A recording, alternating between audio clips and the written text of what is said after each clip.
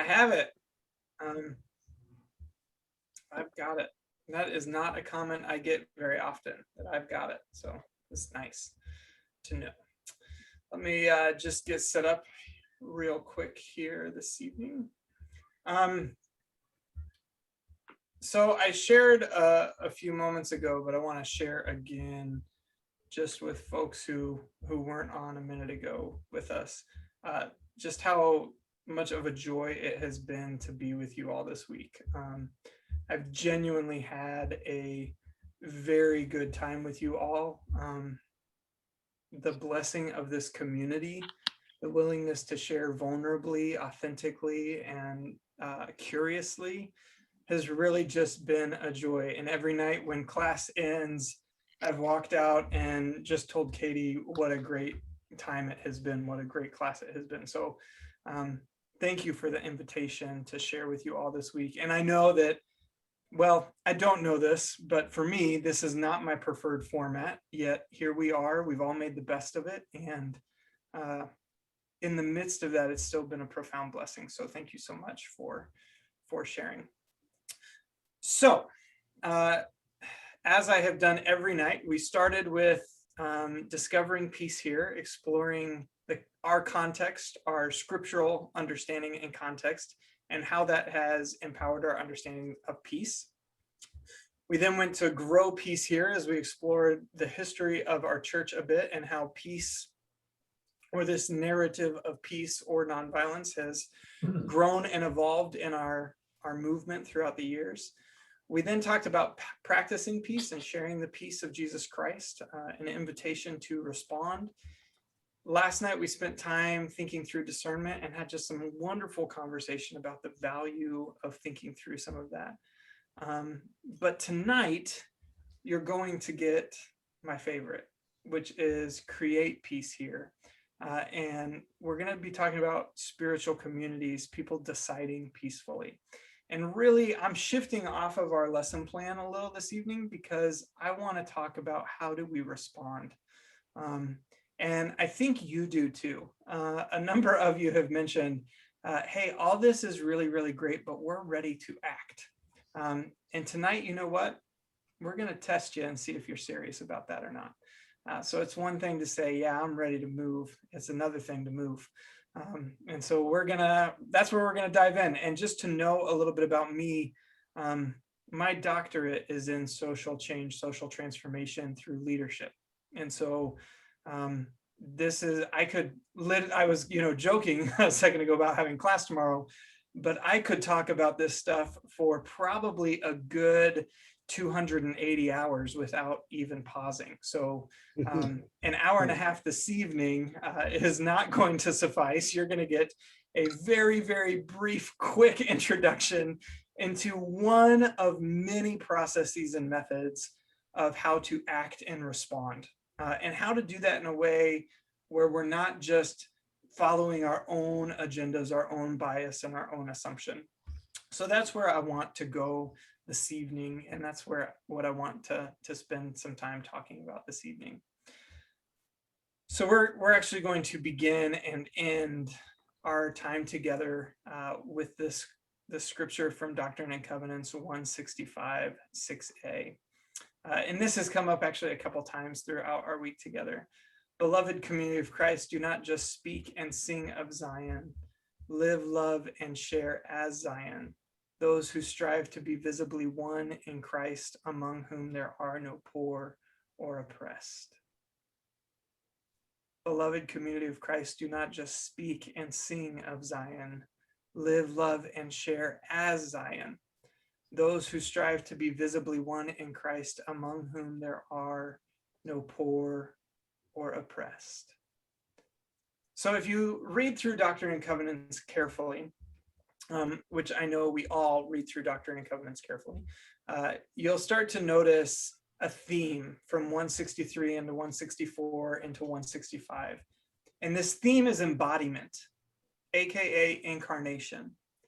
This consistent invitation to not simply talk about church, participate in church, but to be the church.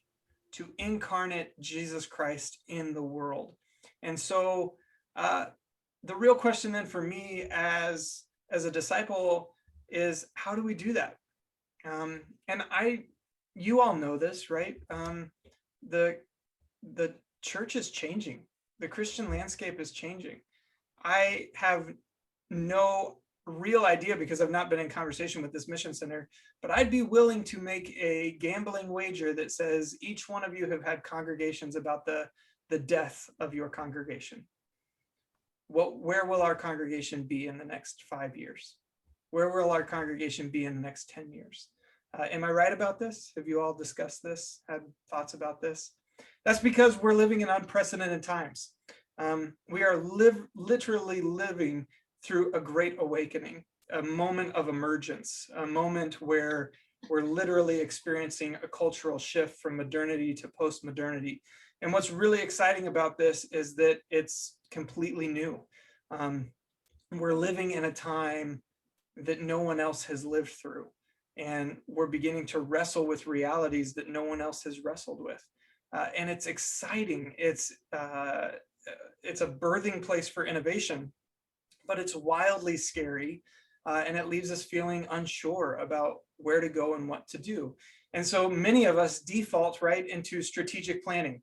All right, we're going to create the best model, the best formula, and if we implement this correctly, then somehow we're going to turn around our congregations, make them vibrant and attractive, and people are going to come. But the reality is, if you look at scripture, where we've been being invited to, can you all, there's someone mowing the lawn outside. Can you hear that? Oh, okay, good. It's very annoying to me, but I'm glad that you can't hear it, so that's great. We've been invited over the course of the last 2 decades to let go of church first ideas and to begin to move toward Jesus Christ embodiment. What would it look like for us to not be concerned with numbers, to not be overly concerned with the survival of the church, but rather to move into embodiment? And I actually want to share this. Again, we're going to end with this a little bit later as well. This is from the book For What Purpose Assembled by Landon and Smith. Have any of you read For What Purpose Assembled? This book was published in 1969. If you've not read this book, go to the library in your congregation and you will find a copy, probably somewhere buried. Pull it out and read it, because it is prophetic, it's insightful, it's thoughtful, and it's powerful. And it was written in 1969. It was published and came out. Yet these are the words that still speak to us in this time of emergence. And you should know that both Landon and Smith were basically driven out of the church for this innovative work that they wrote in the late 60s. So this is what they say. The witness and promise of the Christian faith makes it possible for the church, her congregations, and her members to face the threats, the demands, and the awesome possibilities thrust before her in these days. We need not shrink into the bland conformism of the status quo, nor should we fear the possibility of failure and disappointment. The church is not called to be successful. The church is called to be faithful, willing to risk all, even to die, in response to God's love in Jesus Christ and our calling to ministry and mission. Like the early brethren who bore the name Christian in their hearts, so too should we be accused of turning the world upside down in our efforts to respond to the working of God in our day.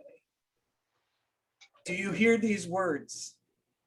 This is 1969. It's almost like somebody just wrote them last week for us to listen to and hear. This invitation of what does it mean to be faithful? How can we respond and participate with God in our ever-changing context? So that's what I want to spend some time on tonight. How do we respond, and what does that look like? So this evening, I'm going to be spending a lot of time with an author named Maria Simperman, and I mentioned her earlier in this class. She wrote the book, Social Analysis for the 21st Century. And in it, she explores this model called the pastoral cycle. We'll get to that in a minute. But she starts off by challenging us right off the bat. And she says this about our efforts to create change. She says, while we say we want these difficult problems and situations resolved, we usually mean that we want to have the problem solved without any significant changes on our part or in our way of life. Does that resonate with you? Because it certainly resonates with me. While we say, geez, wouldn't it be great if we could somehow be more invitational as a congregation? Wouldn't it be great if we had experience as a congregation that were more akin to reunions or retreats? Wouldn't it be great if we changed or shifted some of the behaviors of our congregation to be more reflective of our neighborhood and our community? How can we do all those things without changing anything that we do? And then we get frustrated that nothing shifts, that no invitation is happening. And this is where, have you heard that old phrase, if you always do what you've always done, you'll always get what you've always got? If you always do what you've always done, you'll always get what you've always got. And I love that, because as a leader, as someone who sits in meetings trying to vision and think through, problem solve, and figure out new ways of doing things, so often I fall into this trap. We want to do new things as long as we don't have to do anything new or different. right? And then it's like, why isn't anything changing? Well, because we've not done anything new or different. So I love how Simperman just like shoots a dagger to the heart, right? It's just like, we want these things to change as long as we don't have to do anything too radical to disrupt our life, right? Zach, can you please name the author and the book title again, please? Somebody put that in the chat. Yeah, her name is Maria Simperman, and her book is Social Analysis for the 21st Century. And I'm just typing that in, so you'll have that. Zach, I just put it in for you. Oh, fantastic. Thanks, Vern. All right, you've got it too. All right. I did it right after you, so that worked out. That worked out really well. Thank you, Vern. I appreciate it. And it's so she's inviting us to start to be thoughtful about this, and think through, how are we really going to respond? And part of this is going to require some courage. So how do we create social change? In the very first part of her introduction on pages 10 and 11 of this book, she says this: once we begin questioning the why and what underneath a problem, another question naturally arises. What am I supposed to do? How am I, Zach Harmon McLaughlin, going to impact, change, or influence the climate crisis facing our world? What am I going to do in Independence, Missouri?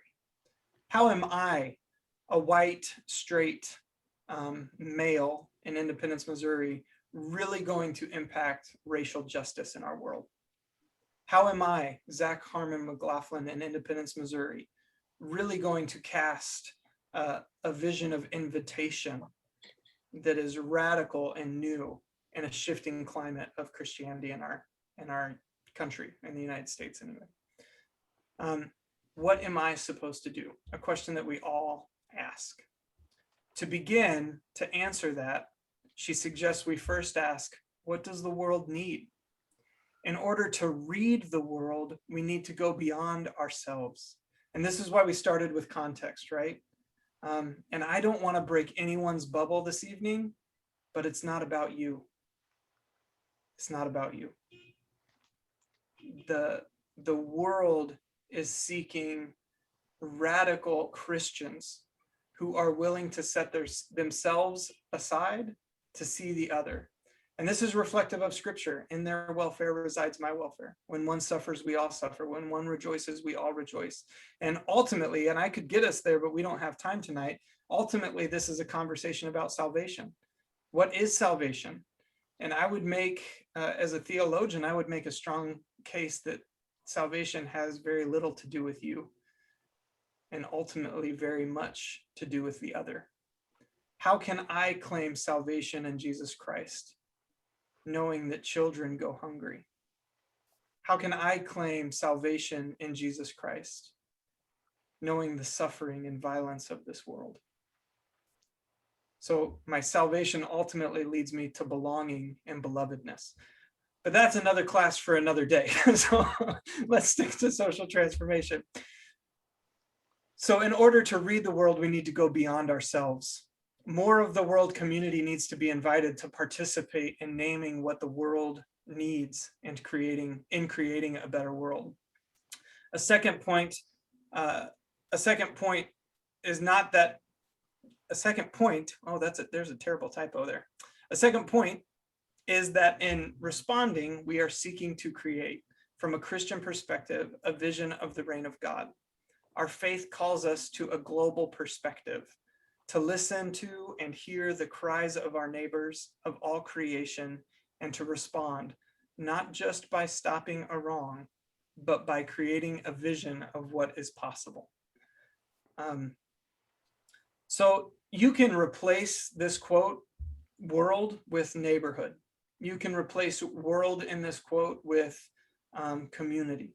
You can replace world in this quote with in my life, right?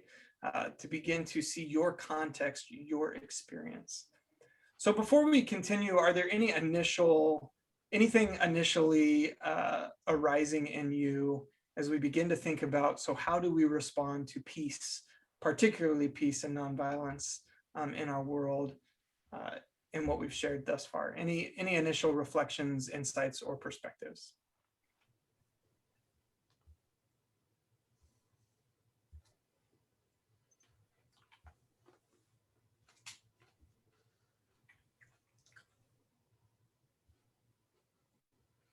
Yeah, go ahead, Bill. Zach, just to say that this can be a scary thing to do, but I find myself always enjoying the people that I meet in the organizations I work with when the congregation I'm with does reach out into the neighborhood.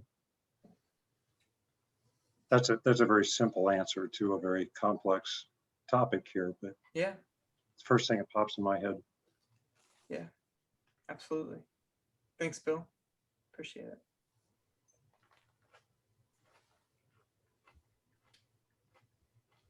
All right, we'll let that sit for a few minutes. And as we go on this evening, I'm going to share a decent amount. So if you want to go ahead and pop off mute or use the raise hand feature while I'm talking, I can pause and we can jump into dialogue. So if something pops into your head while I'm sharing this evening, you just go ahead and say, hey, Zach, and you will not offend me or bother me one bit. That would be great. Because if we were in person, while I was talking, you would probably just raise your hand and I'd be able to see you and say, yeah, what's your thought? So pretend we're in the same room together and just get my attention. So I want to introduce you to a method called the pastoral spiral this evening. And we have talked a little bit this week about moving away from linear thinking into Venn diagram thinking. Here you go. Here is a Venn diagram. Welcome to thinking in terms of a Venn diagram. What you'll notice is there's 4 different circles in this diagram before us. The first, really, there's not a first or a last, but the one at the top is experience, followed by social analysis, followed by faith reflection or discernment, followed by action. Now, one of the reasons I put this model in this format is that it demonstrates that these things do not happen separate from one another, but they happen connected to one another, and sometimes, in some cases, simultaneous to one another. And when we do it right, when we create a posture of discernment, understanding our context, noticing our experience and responding, what happens? Incarnation, embodiment, the opportunity to see the kingdom of God come near, to draw close to our experience and what is happening. And so this is the pastoral spiral.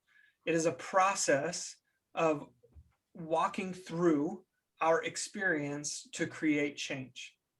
to move us toward action, ultimately, that leads us back into experience. So another way of looking at this is this cycle, this cyclical cycle: experience, social analysis, faith reflection, and action. And I want to take us through these this evening to give us a sense of how this works. Now, technically, theoretically, you begin with experience, but that's not always the case. Sometimes you may begin with social analysis. Other times you may begin with discernment. Other times you may begin with action. But for the sake of us exploring this together this evening, we begin with experience. Experience is our entry point. The thing that begins to, we ask why about, and we want more information about, and we want to respond about. So your entry point may be, I want my congregation to begin to feed the hungry. How do we do that? I want my congregation to begin to have vibrant worships. I want my sacred community to respond to the climate crisis that's happening. I want my congregation to work on diversity. I want us to be less white, and I want us to move away from homogeny and into a diverse community of welcome and radical hospitality. Whatever your experience is. When we begin to name our experience, that moves us into social analysis, where we begin to unpack our context. What are the influencing things that are impacting our experience? Why is our experience what our experience is? Then we take that to God. Where is God at work in this? And ultimately, as we work through that, we begin to discover new insights or new questions that move us forward. And so a very simple way to think about this in terms of a cycle is to know that it never ends, right? Because as you develop response or action, you have what? New experience. And as you have new experience, you begin to unpack or deconstruct the context of that experience, participate with God in that experience that leads you to new insights and response. And as you have new insights and response, you have new experience. And thus, this is at its very basic level, this is an action and reflection model. Just reflect and act, and reflect and act, and reflect and act, with 4 parts. So one way to go about this is, when I was a pastor in Southern California, we were trying to figure out how to engage in our neighborhood. And I don't know if how many of your congregations have had this conversation about how can we be more engaged in our neighborhood around the church, right? Most of us have all had that conversation, right? And my guess is, like you or like me, your conversation ended up in a very similar place, which is a sense of overwhelm and uncertainty. And so ultimately you don't do very, no, okay. So those conversations, at least in my experience, they become really difficult in terms of what do we do? And we may do 1 or 2 kind of events, like a garage sale or a community dinner or things, but keeping the consistency of those can be very difficult. So one of the things we decided to do was engage in our neighborhood with the mentality of a cycle. And so the thought was, let's just go out into the neighborhood with trash bags and pick up trash. No agenda, no expectation. And while we're out, we'll just talk to neighbors who may or may not be outside, and we'll see what happens. Well, what was really amazing, as we were outside picking up trash in the neighborhood, we began to talk with a couple of neighbors and began to hear what's going on in the neighborhood. And one of the responses was, we need a place for kids in this neighborhood. There's nowhere for kids to go. And so that experience and action birthed a new experience, which was a need. And so we came back to the congregation. We said, well, what if we created a safe place for where kids could go? And so we did. And when kids showed up, we began to talk to those families more and more. And they said, well, we're really struggling with food insecurity. And so not only do we need a place for the kids, but we also need a way in which we can have some consistency in food. So we partnered with so that birthed a new experience. And we partnered with a food bank to begin to provide food where people could come and get food. And it just continued and continued and continued as we listened and shared an experience. It resulted in new insights and new perspectives. So when we do this right, experience, social analysis, faith, reflection, and action overlap with one another and create what we call incarnation. So we start with experience. Experience is our internal data. This is our story. So to begin this process, you begin with what you know, not with what you think you know. You begin with what you know, right? Your own story, your own narrative, your own experience. Simperman says this: an issue that affects us often stimulates our initial interest and gives us energy to pursue a project seriously. So we start with something that gives us passion, not with something that we don't have any energy around, right? So we wouldn't start, like, for example, I wouldn't start with, oh, I really want to grow the congregation. That doesn't sound exciting to me. But I would maybe start with, oh, I really want to create something around creating nonviolent spaces where people can learn about nonviolence. How do I do that? What would that look like in my community? So something that gives us energy and encourages us to engage. The other important part of experience is telling the story of what our experience is in a way that empowers us to begin bringing others into conversation. Simperman says that narratives grab us, reminding us that real people are involved in the issues at hand.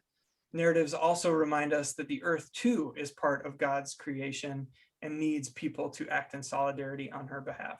So stories remind us that these issues aren't just abstract political ideas that we sometimes hear on social media or in the news, but these issues are real people, right? So when we talk about feeding the hungry, this isn't just an aspirational idea of our morals and ethics. It's a tangible reality for the places in which we live. And so the stories, when we start telling stories, and even think about our own history as a people, particularly the last 20 or 30 years, as more and more people from the LGBTQ plus community have found the courage to tell their story, what has happened? Our experience with that has shifted. Therefore, our action in response to that as a culture has shifted and changed. So much so that it is now the law of the land. Marriage equality is a thing in the United States. And that's the power of narrative. I used to have a professor in college who would tell me, no one ever changed their mind because of data. People only change their mind because of story. Now we can argue with that, and I think there's plenty of argument to be made, but the value of what she was saying was that stories transform people because they make it real. They make it human for us to experience. So in part of telling that story is to clarify the story, to name it. And in order to name our story, Simperman provides a tool she calls the whys. Ask the 5 whys. When I reflect on this situation and on the situation of blank, I feel blank. Why do I feel that way? And why does that make me feel this way? And why does that make me feel this way? And why does that make me feel this way? To really dive deep into uncovering what it is that we're experiencing and what it is we're feeling and noticing in our story, our experience. And lastly, as we think about our internal story, our internal narrative, who's missing? Who's still needed at the table to share here? What pieces of this story are missing? And how can that help empower this story in a more broad sense? So after we begin to articulate our experience or our internal data, our story, who we are, why this matters for where I'm at, then we move to social analysis, or I might even call this contextual analysis. And this is where we begin to look at all of the influencing things that have made me think about the thing that I'm thinking about the way I think about it. Was that confusing enough for you? So all the contextual reality that has shaped the lenses you're wearing when you look at a certain issue. So these are things like the sociological realities of your context, the economic and political realities of your context, the cultural realities, the environmental realities, the religious realities. And ultimately, as we begin to look at this external data, why is this issue an issue for the St. Paul congregation?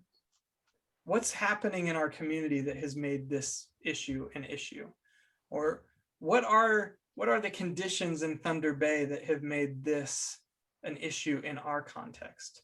Noticing, right, that our various points of ministry, whether we're in Wisconsin or Minnesota or Canada, we're dealing with different contexts, right? What is happening in your neighborhood may be very different than what's happening in another person's neighborhood on the same call this evening. So we begin to work through that and try to understand the conditions that are influencing our experience. So the first place we start is with sociological issues. Who's involved? Who's impacted? So if we take the climate crisis, for example, who's participating in this? Are there local companies that are working on clean energy? Does my city recycle? Who's impacted and connected? Do you know where the city dump is in your neighborhood? Where does your trash go? Where does your energy come from? And how does it get there? So who's impacted, who's connected, and how do those things impact yourself? And then on a bigger level, trying to figure out, is this just a local issue? Is this a regional issue? Is this a national issue? Is this a global issue? Is it all three or all four? And how then does that impact the way we begin to think about or work through some of these things? Then we begin to think about economic and political power. Who's benefiting? Who has power and who doesn't? Why do those people have power and why do other people not have power? And how can we begin to engage or participate in that in a meaningful way? And do you have power in this situation or not? And this is really, really important because it begins to shape the way in which we engage our community. Then we look at cultural or environmental issues. This is how we create meaning. What is the culture of my neighborhood or my community, my congregation? And how do we perceive meaning? Are my congregation's ethics and morals and values the same as my neighborhoods or my cities? Or do we think differently? Do we see the world differently? Semperman says cultural analysis asks us to identify and then assess the culture that forms us and frames particular discussions. And so another thing to just consider is the earth. Where is your geographic location? And what impact does it have on the earth? One thing that I love to do sometimes is simply to ask a congregation where all the materials to build that congregation came from. Where did the wood come from? Where did the bricks come from? Where did the laminate floor come from? Where did the carpet come from? Where did the pews come from? All those various questions. And sometimes those are really cool stories and really fun answers to discover, right? Like, and I just learned in my congregation, our walnut pews were handmade by members in 1910 from walnut trees on the property that the congregation was built on. Is that not amazing? And I had no idea, right? So learning what impact are we having on the environment, and how is the earth connected? How is God's creation connected to what we're working through? And lastly, exploring the religious context of our experience. In Minnesota in particular, this is a great opportunity as a state in the United States that has been in the forefront for Muslim relations in our country and interfaith experiences. And so beginning to explore what are the various religious contexts, the stories about God that are shaping a narrative of ethics, morals, and values. So as we explore our experience, we understand our context. Perhaps the most important thing we then have to ask is, what is God up to? But I'll pause real quick. Go ahead, Bill. Thanks, Zach. I think I agree with what you're saying, but as I'm sitting here tonight, this seemed to get really big and really heavy really quick. And I don't know if other folks feel that way or not. And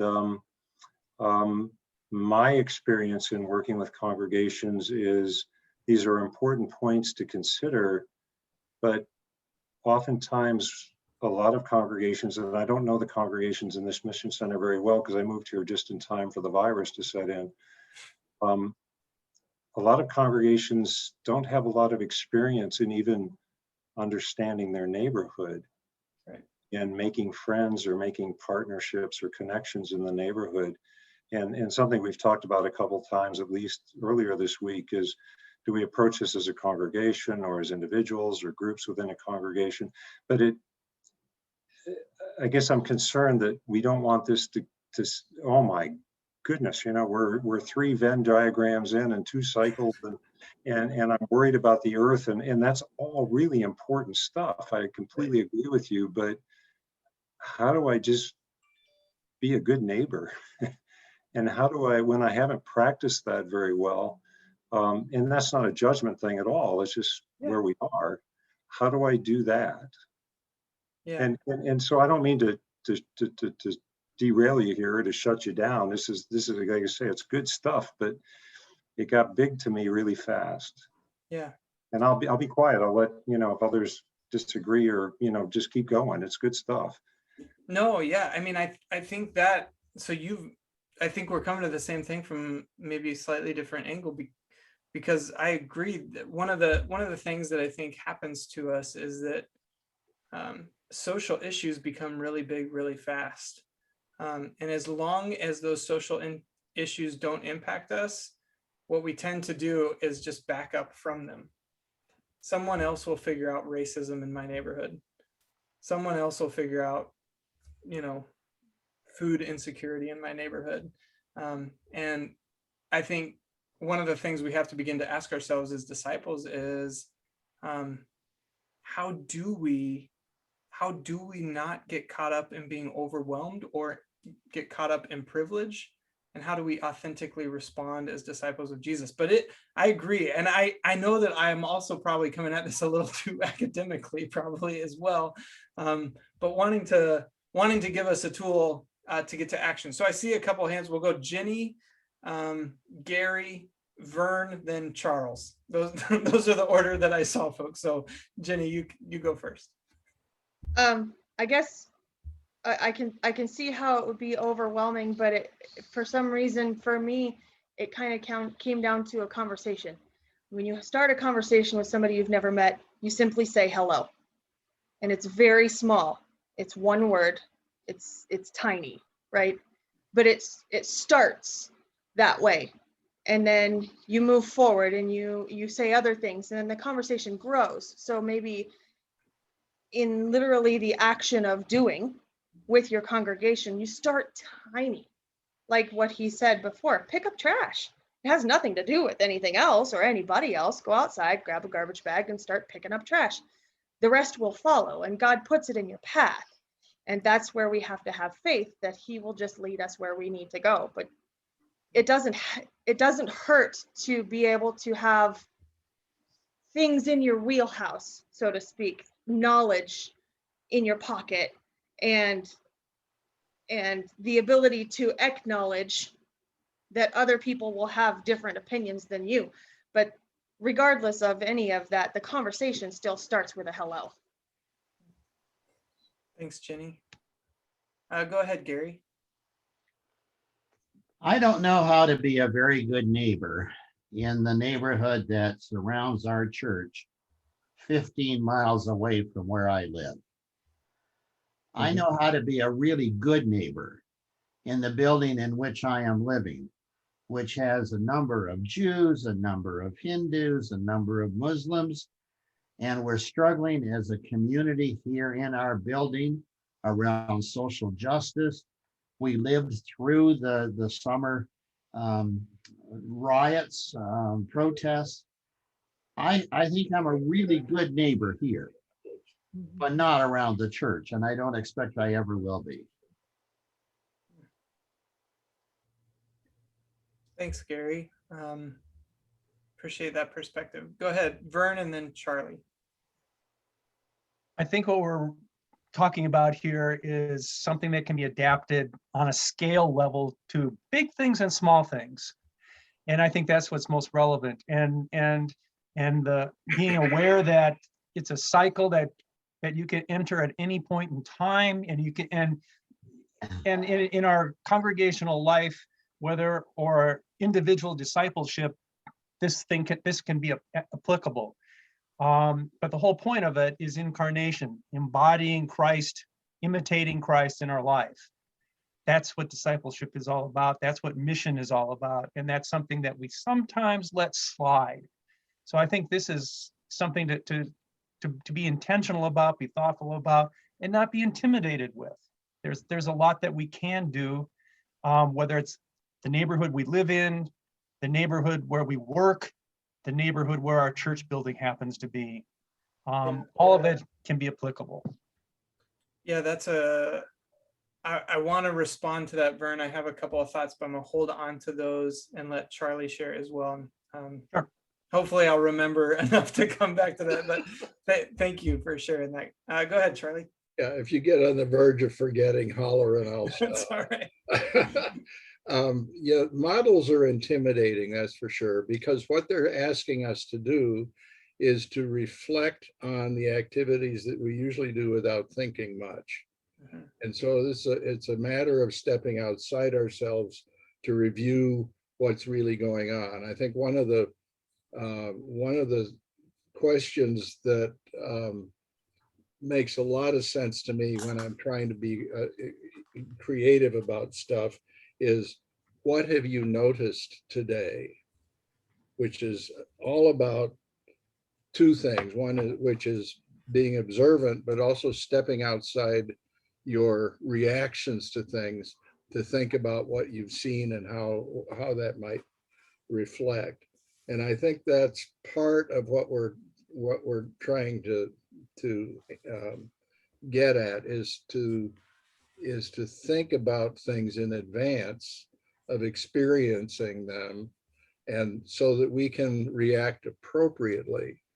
I had this is a couple of years ago, that there was a meeting of a bunch of different ministers, and the subject was racial justice. This was 2 or 3 years before the explosions last summer. And somebody, I think a white minister in his 50s or 60s, asked the presenter, who happened to be a Black minister, said, "What do we do? How do we act?" And this fellow said, "Show up and shut up," which I think is also a very good way for us to move into an observing mode, and then also ask what people need to have us do rather than just assume. Thanks, Charlie. Appreciate that insight and perspective. I put this slide up partly for Bill, but really for everybody, to try to simplify this a little bit for us, because and Bill, I mean, everyone should know Bill and I are friends, and I don't mind Bill's comments or perspective at all. I think it's actually really helpful to ground us and help us notice. And I second that. Yeah, yeah. So this is to help us maybe simplify this a bit. What is happening? Why is it happening? What does it mean? And how shall we respond? My experience, which I am fully aware is my experience, and so your experience may be very different, maybe be very counter to mine, is that we're usually really good at 2 of these things. Occasionally, we're really solid at 3 of these things. Rarely do we nail all 4 of these things, right? And that's the sweet spot to find that incarnation. Because if I have an encounter with God, i.e. my experience, and I want you to think about this for a second. your congregations. One thing that I love to joke about with congregations is the golden calf of the turkey dinner, right? The Thanksgiving dinner that our congregations do. I don't know if your congregation does one, but I feel like 9 out of the 10 congregations I work with have a Thanksgiving dinner that they've done for 40, 50 years. And it's hands off, don't go changing the turkey dinner. So I'm being a bit jestful here. So please no one get angry at me for talking about the turkey dinner. The thing is, when we start looking at some of those programs in our congregation, most of those programs came from someone's encounter with God. Someone 30 years ago, 40 years ago, 60 years ago was coming to church and encountered God so powerfully that they bore testimony of this idea that God is inviting us to engage with our neighbors by sharing and breaking bread together with gratitude. And we need to have a turkey dinner where we invite our neighborhood in gratitude to break bread, right? And so there was an encounter at some point. Someone bore testimony of this experience that invited our congregation into this thing. The thing is, out of our experience, sometimes we don't take into account the context of our neighborhoods. I don't know about you, but sometimes I like to call us the commuters of Christ.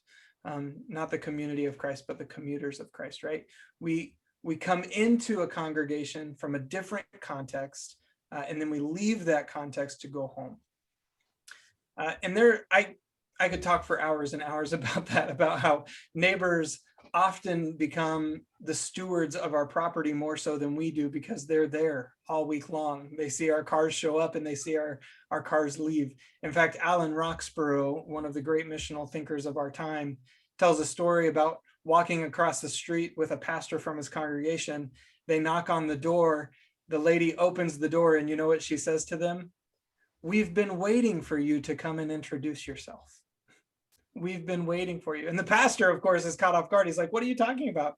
She's like, "Oh, well, we watch you come every week. And when you leave, we make sure that when the kids play in the parking lot, they're safe. And that when this gentleman up the street goes to wash his car in your parking lot, that he, isn't hurting anything." And she starts telling him about the whole neighborhood, and even tells the pastor, you need to go up the street to that greenhouse because they're struggling with pancreatic cancer and could really use some prayer and support. And you need to go over here. They just had a new baby. And she starts telling the pastor about this neighborhood, right? And the pastor's like, "Oh no." So sometimes I share that story just to say, sometimes we have profound experience and it's disconnected from the context in which we minister. And so we miss a piece. We notice where God is at work in it, and we formulate a plan to respond to it, but it's completely disconnected from the influencing factors of the community in which we desire to be part of.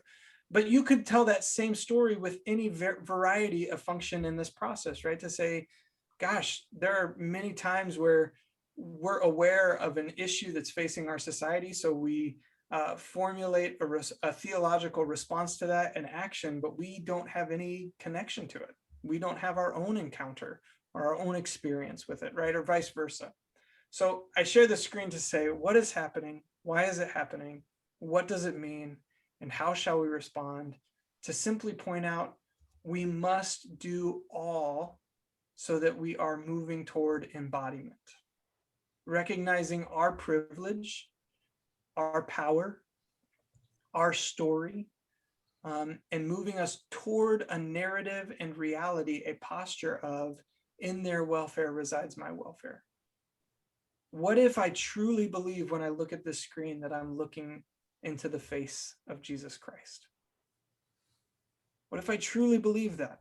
One question I used to ask my congregation in Southern California was, would we act the same or differently if we really believed that Jesus lived next door? Would we be the same congregation, or would we be different? The thing is, how many sermons have you heard from the pulpit in your congregation that Jesus lives next door? How many, right? Dozens. Well, I hope dozens. I don't know who's preaching in your congregation, but I hope dozens. And the question becomes, how does that change the way we behave or engage with our neighborhood? So all of this is really great conversation. And I share this too. Let's be really clear. This is not the end all be all method.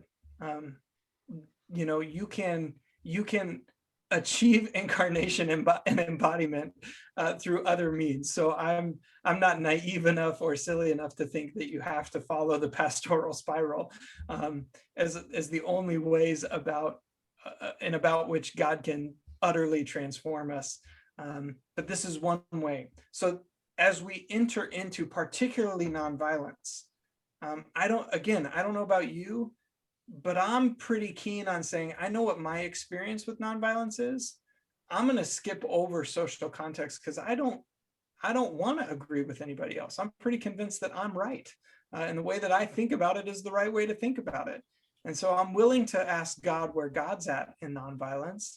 And I'm really willing to respond to that as long as it's in line with what I think. But I don't want to have to deal with considering other contextual realities. And that's where this kind of a process can be really helpful to deconstruct my own biases, my own assumptions, to lead me toward greater freedom and participating with the liberative work of God. But I do want to be mindful of not being overly overwhelming, because it is overwhelming. Thinking about hunger is overwhelming. Thinking about doing anything that is not 10 o'clock on Sunday morning for church is overwhelming and scary. At least for me, it is. But if we really want to be disciples of Jesus, we're invited into that conversation. So slightly connected to our conversation with discernment last night. And again, just like Bill, if you have a comment or something arises, yeah, just raise your hand. I don't mind stopping and having discussion like that. It's really good. Faith reflection really is a practice of discernment. What is God up to in this issue or my experience? Where is God at work? And where is God inviting me to participate with God in this experience? So there are a few different approaches that Simperman takes on how can we ask questions or take postures that help us get here. And I think some of these can be really, really helpful for us, particularly in a congregational setting. The first is openness, to see what we can't see and to recognize we can't see everything. None of us, not one person on this call is an expert. Not one of us. I have 3 degrees in religion, 3. I'm a super nerd. Do you want to know what I know about God with absolute certainty? I am not God. That's as far as I've gotten with 3 degrees. So none of us are experts at this. We're all learning together and working toward understanding what it is that we can't see. What's just outside of our scope of vision that we're not seeing, that we're missing, and how can we participate with God in that? To participate in faith reflection or discernment, we have to have a dependence on God. This is where we've talked about this a few times this week, functional atheism. Do we really believe that God's going to show up and do what God is going to do? Oh, I'm just noticing the chat. I'm sorry. Tom, do you want to say more about that? I can try. Can you hear me? Yes. I've had some trouble with my mic, so I just think I have often referred to our congregations in many places as something that, the congregation was founded when a lot of people lived fairly close, and now they're holes in the donut.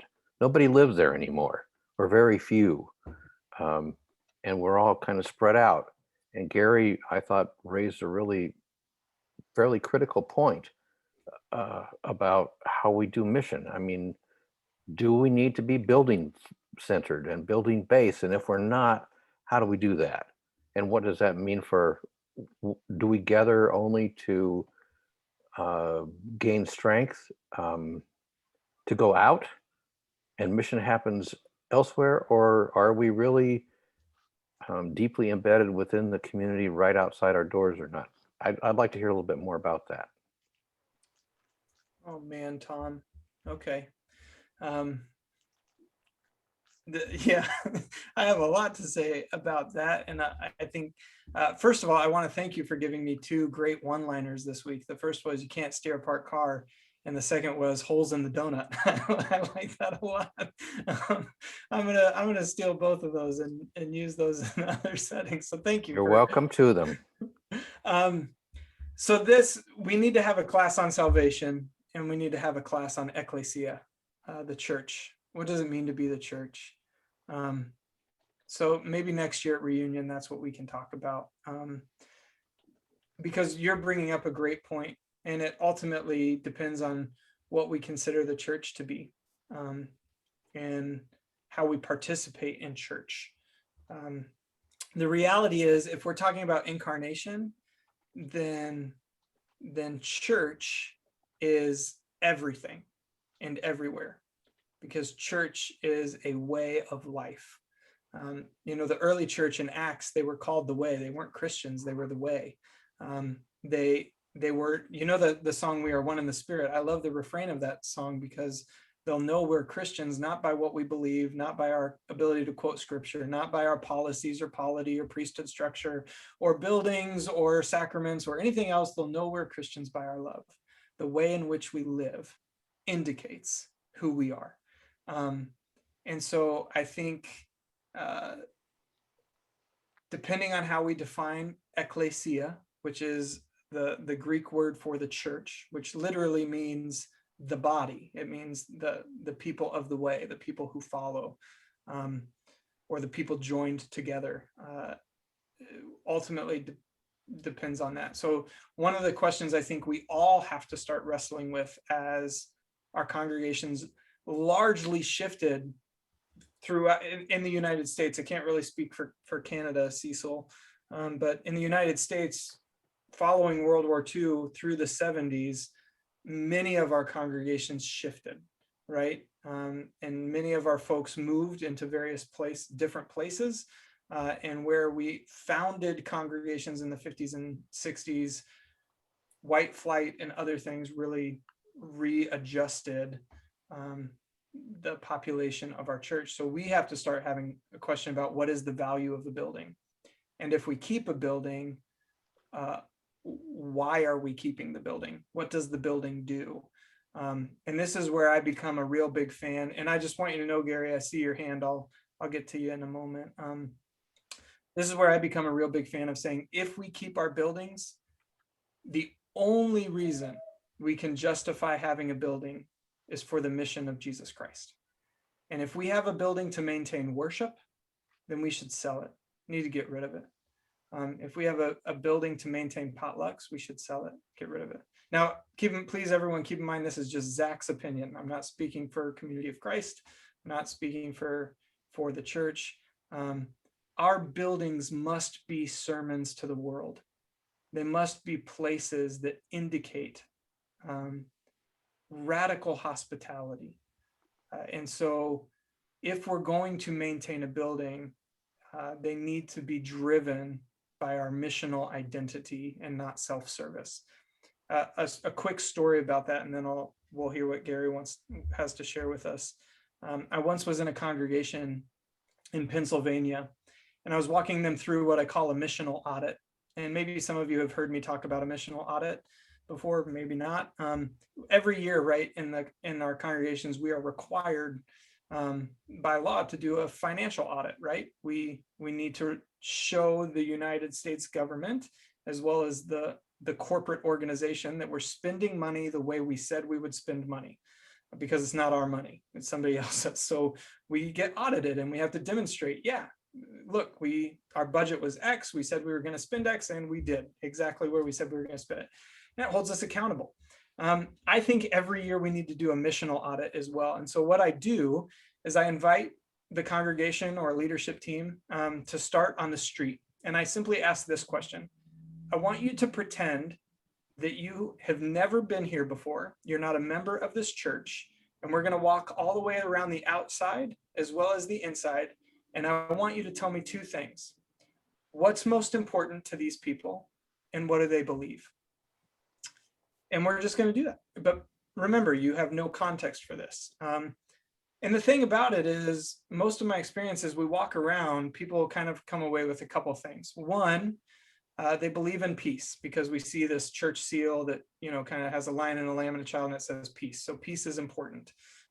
They're Christian. There's probably a cross or two around the building that we've noticed. And so they're Christian. And that tends to be it. Maybe we notice some enduring principles because there might be a poster on the wall. We might notice some mission initiatives. But that's generally it. And so I was with this congregation in Pennsylvania doing this, walking through, and it was a really humbling experience for the congregation because all of a sudden it was really clear that we had not created a facility to focus on community. We created a facility to focus on our needs, on insider perspectives, not outsider understanding.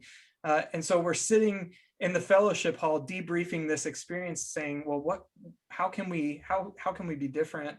How can we help our facility tell a story when we're not here? How can we ensure that it's invitational, that the community feels safe here, all these kinds of things? And I asked the question to the congregation. We were sitting in the fellowship hall and I said, can anybody tell me what's different between this room we're sitting in and a hospital waiting room? What's the difference? Can anyone notice it? And everybody was pretty perplexed by this question until the one young adult in the room raised their hand and said, well, I noticed something. A hospital waiting room is way more comfortable. We were sitting in this fellowship hall, white walls, metal chairs, really echoey, you know, just a very plain multi-purpose room, right? And this young adult started to say, every hospital waiting room I've been in has a TV, a couch, you know, some magazines, soft lighting, you know, it starts talking about the comfort of this. And I was trying to get to the point of saying, how do we create space that tells our story of Jesus Christ? How do we create the living room of Martha and Mary? How do we create conditions for which people come in and get their feet washed when they notice a burning bush and take their shoes off as they enter into our building? So for me, these are all really serious questions that we have to ask as congregations to say, why do we have a building? And, you know, there's a lot of congregations that are experimenting with this throughout the United States. Some congregations have sold their building and are meeting in libraries or parks. They're shifting the form and expression of which they gather because the identity of the congregation has shifted over the years. So that's a long conversation that I would love to have, but I feel that might be a separate class of talking about what is the value of facility and church in the specific places we have generally held them. I'll pause there. I apologize, Gary, I've left you waiting for a few minutes here. So why don't you share, Gary, what's on your mind? No problem at all. I want to react to your comment about your favorite hymn. It's a hymn I refuse to sing. It's the most ethnocentric, self-centered, inward-looking hymn, I think, in the whole hymnal. There are every world religion believes in love. People who don't have a religion believe in love. They won't know we're Christians by our love. There have to be other ways in which we express ourselves as Christians rather than love. And to claim that we're the only ones that have it is leading us down the wrong path. All right, I think we have some interpretive difference on that hymn, but noted. We could have a theological debate, but I don't think that we need to do that. But I appreciate your insights and comments there, Gary. Thank you. I'm noticing some stuff in the chat. I just want to follow. No, Tiffany and Caleb, you do have to come to seminary. It's still very important. Goodness gracious. Just because I don't know what I'm doing doesn't mean you shouldn't come to seminary. Oh my goodness.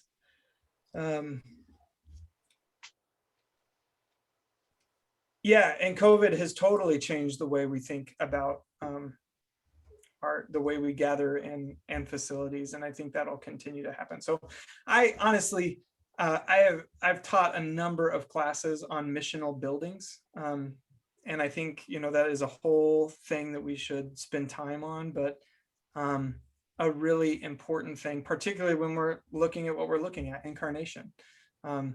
You know, I don't know about you, I'll just share my experience as a current pastor.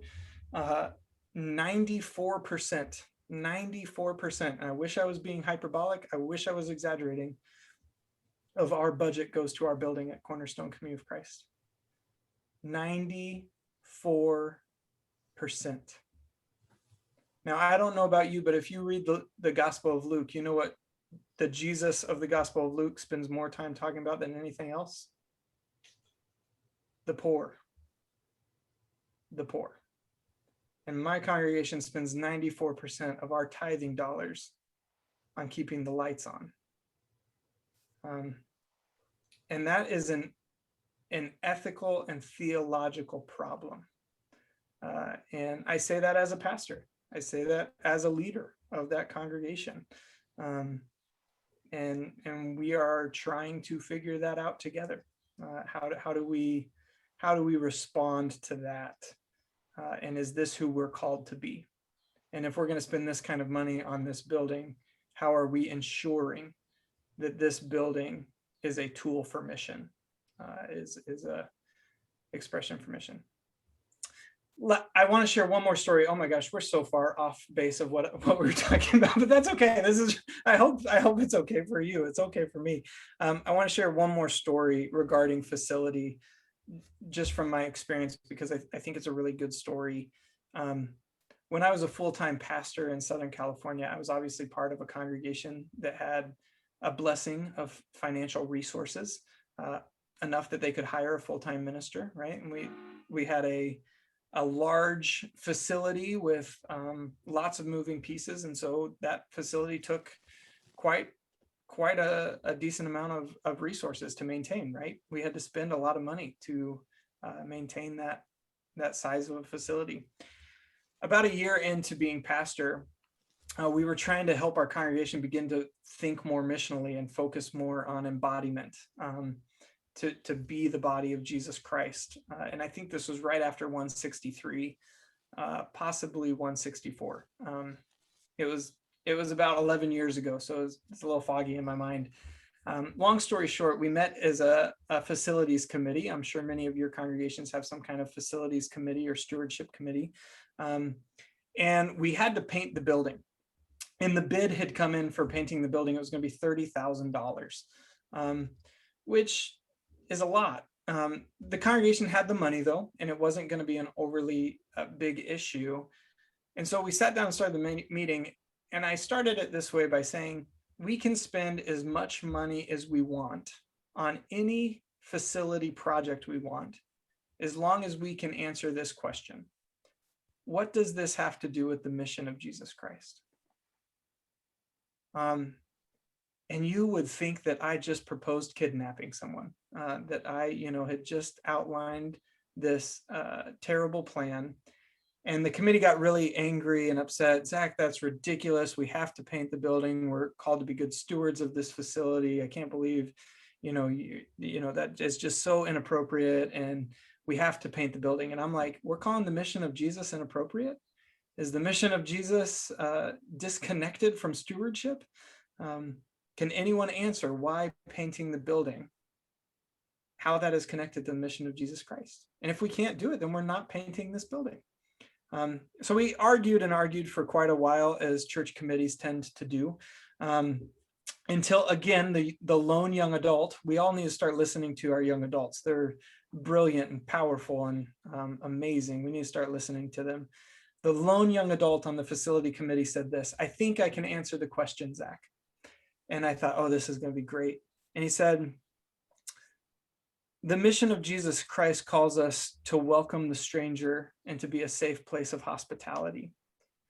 If we paint our building, then we're tangibly being a symbol to this community that this is a safe place. that we take care of things here, that this is sanctuary. And so by painting this building, we're tangibly showing via symbol to our neighborhood that this is a safe place where they can come. That just like how we take care of this building, we'll take care of them. And you know what we did? We cut a check for $30,000. We painted the building because it was no longer about painting the building. It was about creating a safe place for our neighbors. And so a few weeks later, we had another facility project. What does this have to do with the mission of Jesus Christ? It was a plumbing issue of all the things. What does this have to do with the mission of Jesus Christ? And that became the guiding question for every amount of money we spent on that facility. Why are we doing this? So what is happening? Why is it happening? What does it mean to us? And how are we going to respond to it? And we may say, well, geez, Zach, it's just a clogged toilet. It's really irrelevant to Jesus. And we say, well, no, it's not. No, it's profoundly connected to Jesus. So how are we going to participate with God in bringing that about? Okay, where should we go with the last 10 minutes of our time? We're going to skip through this. That's the basic rhythm to help us kind of think through contextually what the options are.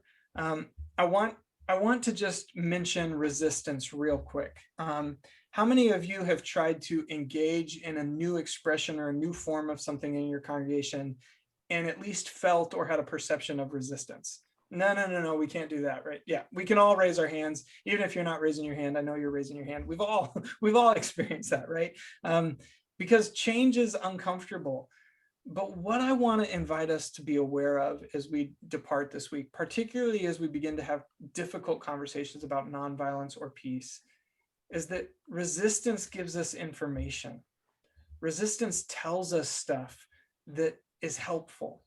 As my congregation is returning to in-person worships and we're trying something new, we've gotten a lot of resistance. And that tells us that something's being felt, something's being experienced.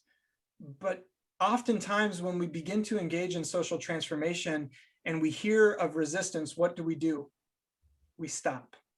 Okay, we've got to stop because we're getting some negative feedback and people aren't liking this. And so we stop.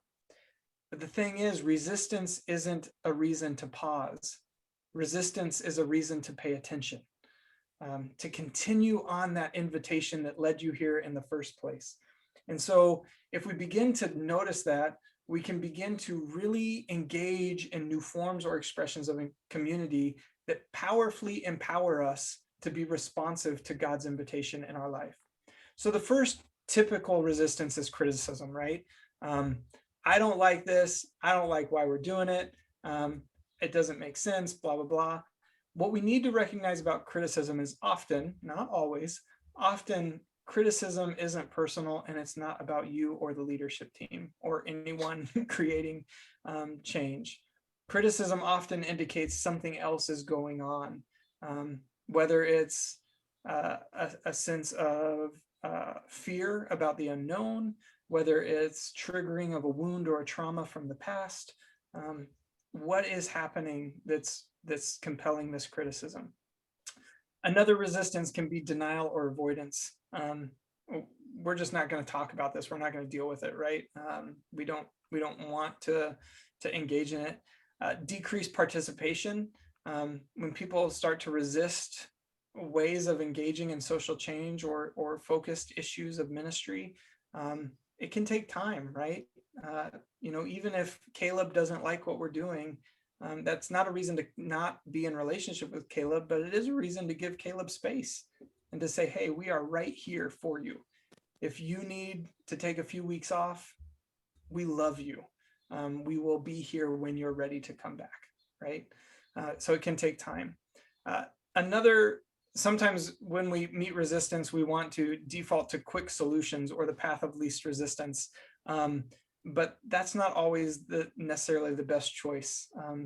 When we hear resistance, not to try to not deal with that, but to pay attention to it and notice it. And that can help us identify some of the rootedness of where resistance is coming from. What's going on here? What's the context of it? And what does it tell us? So I share all of that. That leads us back to this quote by Landon and Smith. And I want to end with a few quotes this evening. So the first one is one we already shared, just as a reminder that our job here as a movement is to be responsive and participatory with God, to bring about the conditions in which God's preferred future may exist, to embody and live the concerns and passion of Jesus Christ. So 50 years ago, 52 years ago, these words first appeared in the consciousness of our movement. The witness and promise of the Christian faith makes it possible for the church, her congregations, and her members to face the threats, the demands, and the awesome possibilities thrust before her in these days. We need not shrink into the bland conformism of the status quo, nor should we fear the possibility of failure and disappointment. The church is not called to be successful.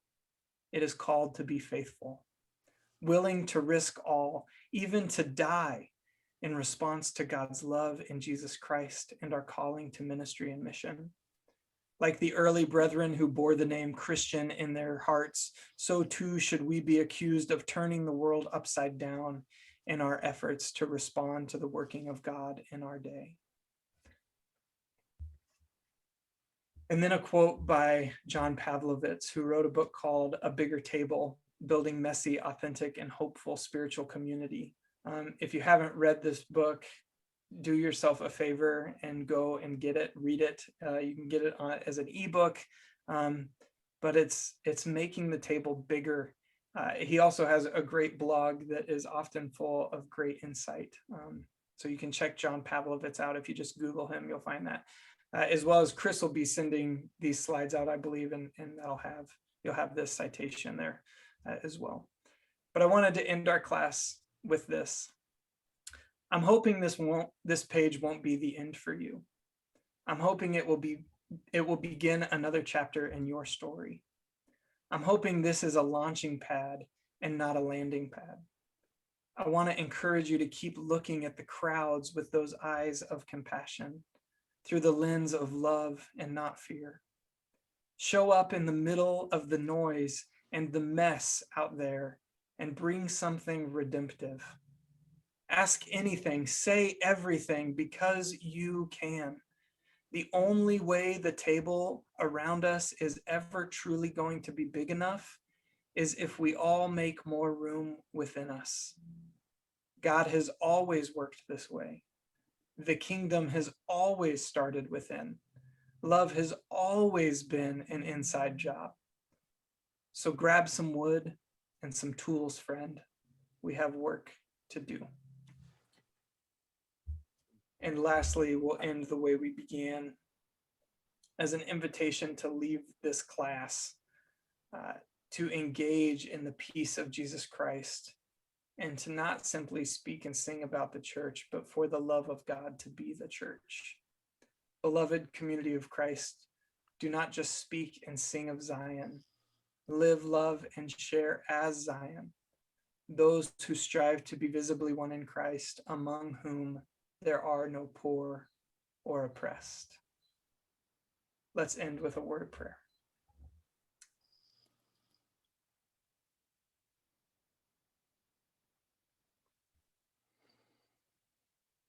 God, we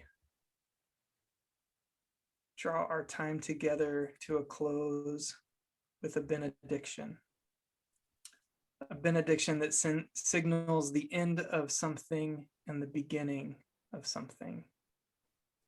This benediction drawing our adult class in the Headwaters Mission Center reunion to a close, and this benediction inviting us into new life with Christ, to embody and live the concerns and passion of Christ, to incarnate the living word, to put flesh on the bones, to summon the courage in our hearts to go out and be the hands and feet in a broken suffering, and often darkened world. May we find the courage to not just tell the story, but be the story, to shine a light so bright that we become a flame, that our entire being is blazing with possibility, hope, joy, love, and peace. May we be a light that shines in the shadows and the darkness. May that be our invitation to something new. So God, in the words of Saint Ignatius, go now, set the world on fire. Amen.